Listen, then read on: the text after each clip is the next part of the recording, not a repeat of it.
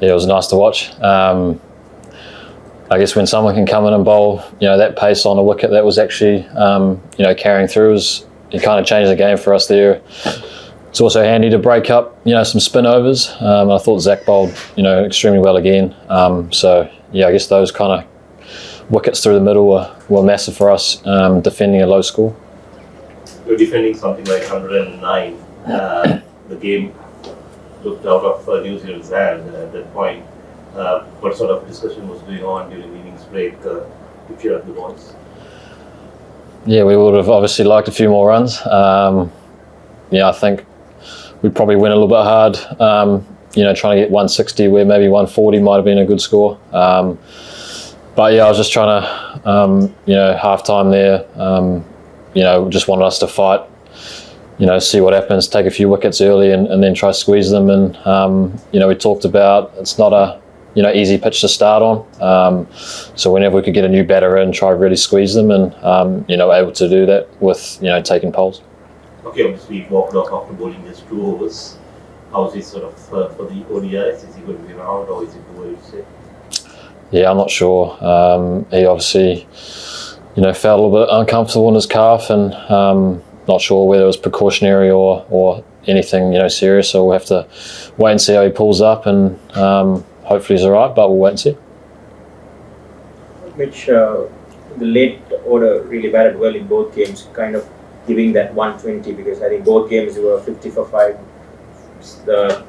and 120 was always a fighting score in this kind of wicket. How important was that late order batting? Yeah, I guess with our batting lineup, we've got Zach Folkes at 9, which is he's obviously a very handy batter as well.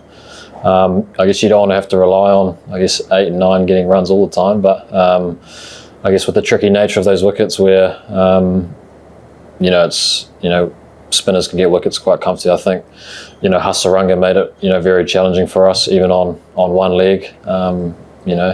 So ideally we probably soak up a little bit more pressure there and kind of leave us wickets in hand and try fire some shots later on. But Sri Lanka bowled extremely well throughout their whole innings and made it very tough. Wickets in the power play are always challenging to come back from, and Pachirana's pretty tough to play.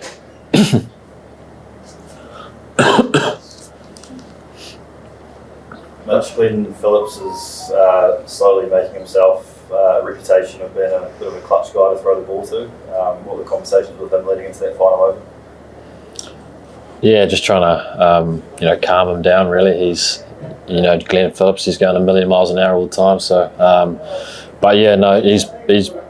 he probably bowls more than anyone else that I've seen. So it's nice to give him some overs here, and he's done a great job for us in the last 2 games. And I guess having that kind of all rounder with Michael Bracewell with a lot of lefties and the Sri Lankan team is very handy.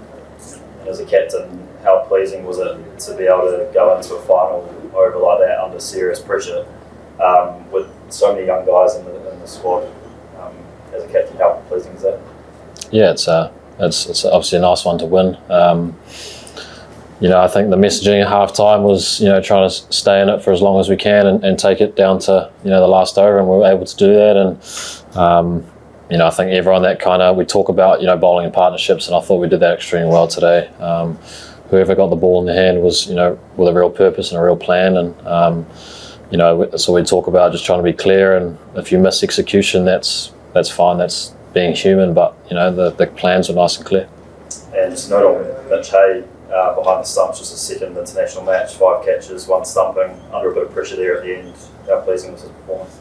Yeah, no, I think he's definitely a player for the future, and it's nice for him to get a few catches, and that stumping obviously at the end was pretty important as well. So it's I guess that's one of the most pleasing things is a young group and early in their career and performing under pressure is obviously the hardest thing, and even Zach and Mitch are doing that. Mitch, how important is the fielding? That save in the boundary really won the game finally.